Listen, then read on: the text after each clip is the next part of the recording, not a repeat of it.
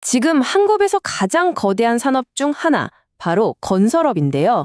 이 산업의 판이 아예 뒤집히고 있습니다. 과거에 통했던 성공 공식은 이제 더 이상 먹히지 않게 됐죠. 오늘 한국 건설업이 마주한 이 거대한 변화의 실체는 뭔지, 그리고 이 새로운 판에서 살아남으려면 어떻게 해야 하는지 그 핵심을 한번 제대로 파헤쳐 보겠습니다. 와, 시작부터 정말 센 발언이죠.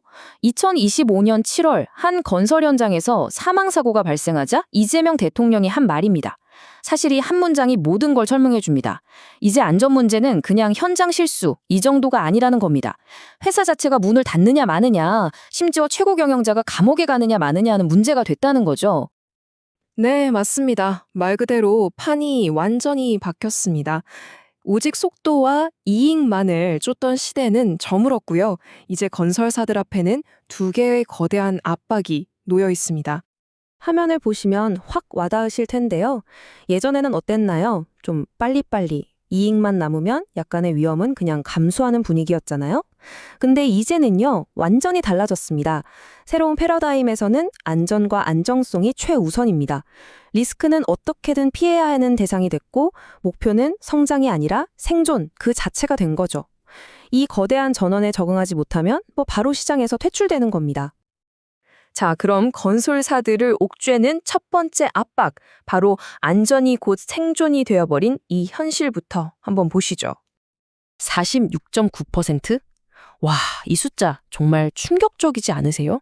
이게 무슨 뜻이냐면요. 2024년에 우리나라 전체 산업 현장에서 사고로 돌아가신 분들 중 거의 절반이 건설 현장에서 나왔다는 얘기입니다.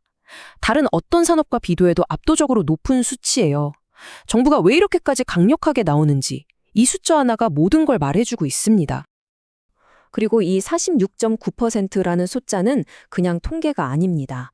바로 우리 모두의 기억 속에 생생한 이 끔찍한 사고들의 결과물이니까요.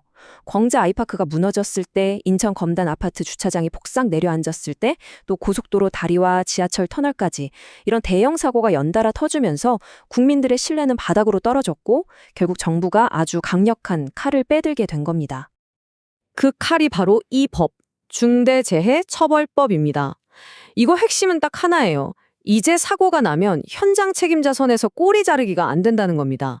누가 책임을 진다? 네, 바로 회사의 대표이사 CEO가 직접 형사처벌을 받게 되는 거죠.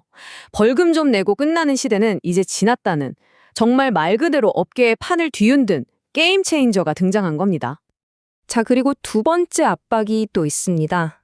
바로 정부가 새로 그리고 있는 주택 정책, 이른바 새로운 주택 청사진인데요. 이게 건설사들의 황금기를 끝장내고 있습니다. 핵심은 이겁니다. 정부가 더 이상 민간 건설사들이 주도해서 집값 올리는 그런 투기적인 시장을 그냥 놔두지 않겠다는 거예요. 대신에 LH 같은 공공기관이 직접 집을 공급해서 시장을 안정시키겠다 이겁니다. 건설사들 입장에선 어떨까요?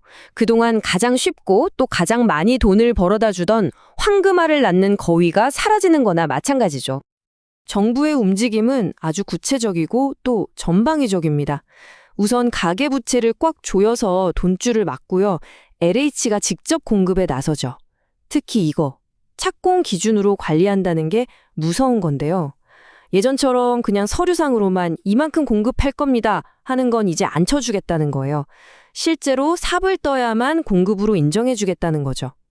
이건 사방에서 건설사들의 숨통을 조여오는 거나 다름없습니다.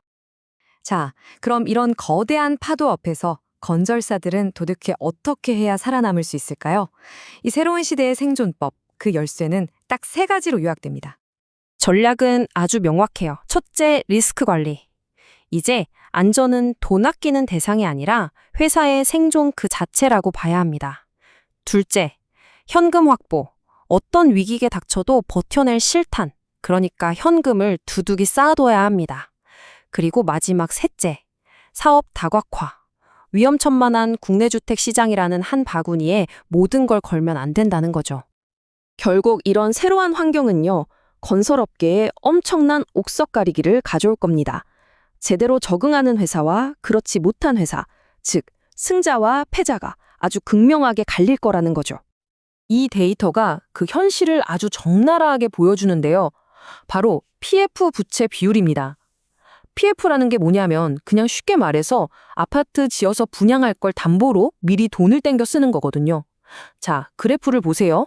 신용등급이 높은 AA급 회사들은 이 빚이 거의 없죠. 근데 등급이 낮은 BBB급으로 갈수록 빚더미에 올라앉아 있는 게 보입니다. 누가 더 위험한지는 뭐 말 안 해도 아시겠죠? 사업 다각화, 이것도 마찬가지입니다. AA급 우량 회사들을 보세요. 이미 해외 사업 비중이 엄청나게 높죠. 아까 말씀드린 생존 전략을 이미 착실하게 실행하고 있는 겁니다. 반면에 등급이 낮은 회사들은 어떻습니까? 거의 대부분 국내 주택 사업에만 목을 메고 있는 아주 위험한 모습을 보여주고 있죠. 자, 그럼 정리를 한번 해볼까요? 앞으로 이 회사들의 운명은 신용 등급별로 명확하게 갈릴 겁니다. AA급은 가장 튼튼하지만 단 한 번의 안전사고가 모든 걸 무너뜨릴 수 있는 그런 리스크를 안고 있고요. A급은 정말 사방이 지뢰밭입니다. 미분양 터질까, 피업고 막힐까, 사고 날까 가장 아슬아슬한 외줄타기를 하고 있죠. 그리고 BBB급은요, 작은 충격에도 가장 먼저 쓰러질 수 있는 가장 취약한 그룹이라고 볼 수 있습니다. 지금 건설 산업은 생존을 위해서 말 그대로 뼈를 깎는 심정으로 스스로를 바꾸고 있습니다. 속도와 이익이라는 낡은 공식을 버리고 안전과 안정이라는 새로운 토대 위에 다시 서려고 하고 있죠. 여기서 마지막 질문을 한번 던져봅니다. 과연 이 고통스러운 변화의 끝이 우리 모두가 더 안전하고 더 저렴한 가격에 살 수 있는 도시로 이어질 수 있을까요? 한 번쯤 다 같이 생각해 볼 문제가 아닐까 싶습니다.